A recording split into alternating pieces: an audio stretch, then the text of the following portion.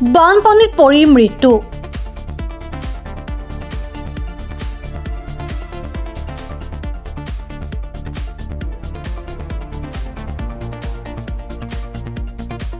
শেহতীয়া বানপানীৰ ফলত কেইবাটাও দুৰ্ঘটনা সংঘটিত হৈছে।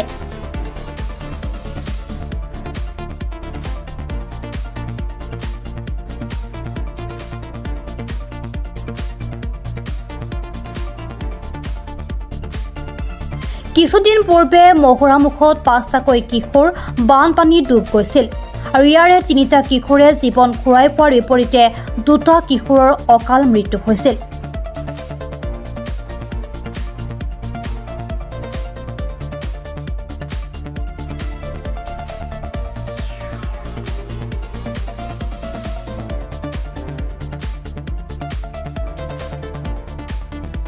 আজি পুনৰ বোকাখাটৰ নিকৰিঘাটত এজন ব্যক্তিৰ মৃত্যু হয়।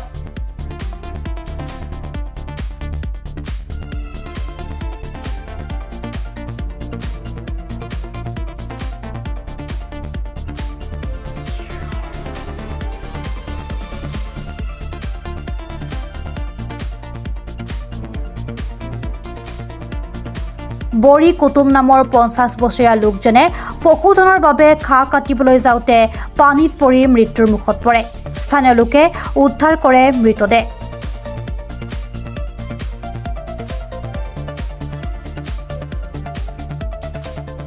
সঁচা কথা ক'বলৈ গ'লে সব জেগাত যাব পৰা নাই। কিছুমান ঠাই গৈছোঁ যিবিলাকত যাবৰ কাৰণে সহজ হৈছে। বানপানীত আৰু ক'ব লগা চাগে নাই। মানুহখিনি যথেষ্ট দুৰ্দশা হয় আৰু সেই সময়ত আমাৰ এটা দায়িত্ব থাকে। আমি এবাৰ তেখেতসকলক দেখা পোৱা, সাহায্য পাইছে নাই এইটো চোৱা। আৰু ইতিমধ্যে আমি গম পাইছোঁ, আপোনালোকেও চাগে জানিছেই, আৰু মাননীয় মুখ্যমন্ত্ৰী ডাঙৰীয়ে পোনপ্ৰথমে এই গোটেই ব্যৱস্থাটো পৰ্যবেক্ষণ কৰি গৈছে আৰু তেখেতৰ নিৰ্দেশতে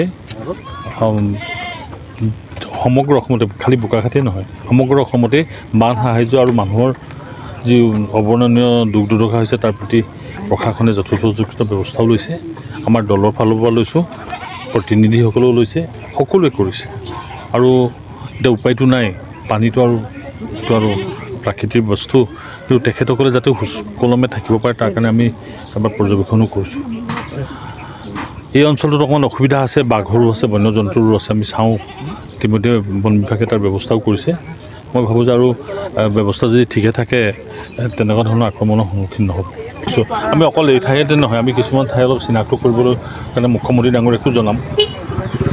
কিছুমান ঠাইত আচলতে এটা হাইলেণ্ড লাগেই, য'ত প্লেটফৰ্ম টাইপৰ লাগে, য'ত মানুহখিনিও আশ্ৰয় ল'ব, জীৱ জন্তু আশ্ৰয় ল'ব, তেনেকুৱা ঠাইৰ প্ৰয়োজন হৈছে। কাৰণ মানুহে নিজৰ ঘৰ মাটি এৰিটো আহিব নোখোজে আৰু বানত আক্ৰান্ত হ'লে তেওঁলোকে বহুত অসুবিধা পায়। বহু মানুহ এনেকুৱা আছে যি নিজৰ ঘৰ ভেটি এৰি আহিবলৈও টান পাইছে।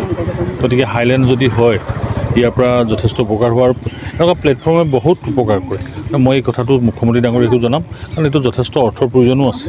মই তাৰ সম্পূৰ্ণ সমৰ্থনো কৰোঁ আৰু এই অত্যন্ত প্ৰয়োজন বুলি অনুভৱ কৰিছোঁ। মই ভাবোঁ যে ভৱিষ্যত যাতে মানুহখিনিয়ে আক্ৰান্ত হ'লেও তেওঁলোকে সুকলমে থাকিব পাৰে তাৰ কাৰণে এটা প্লেটফৰ্মৰ দৰকাৰ আছে।